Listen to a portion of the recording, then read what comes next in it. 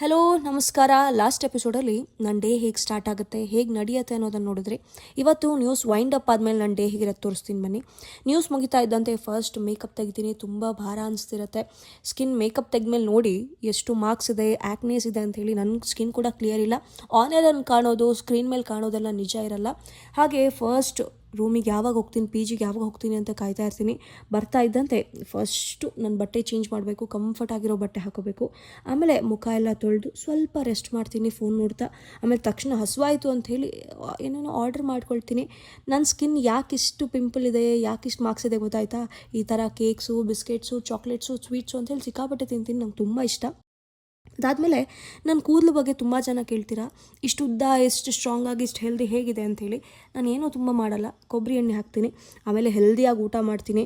ಆಮೇಲೆ ಯಾವತ್ತೂ ಕೂಡ ನಾನು ನೈಟ್ ಆಗಲಿ ಮಾರ್ನಿಂಗ್ ಆಗಲಿ ಸ್ಕಿನ್ ಕೇರ್ ಮಿಸ್ ಮಾಡಲ್ಲ. ಎವ್ರಿ ಡೇ ರೆಗ್ಯುಲರಾಗಿ ಸ್ಕಿನ್ ಕೇರ್ ಮಾಡ್ತೀನಿ. ಆಮೇಲೆ ಇವತ್ತು ನಾನು ಓಪನ್ ಹೇರ್ ಬಿಟ್ಟು ಮಲಗ್ತಿದ್ದೀನಿ. ಆ್ಯಕ್ಚುಲಿ ನಾನು ಓಪನ್ ಹೇರ್ ಬಿಟ್ಟು ಮಲಗಿಲ್ಲ, ನೀಟಾಗಿ ಬ್ರೈಡ್ ಮಾಡಿ ಜಡೆ ಕಟ್ಬಿಟ್ಟು ಮಲ್ಕೊಳ್ತೀನಿ. ನೀವು ಕೂಡ ಅದನ್ನೇ ಫಾಲೋ ಮಾಡಿ. ಓಕೆ ಬಾಯ್.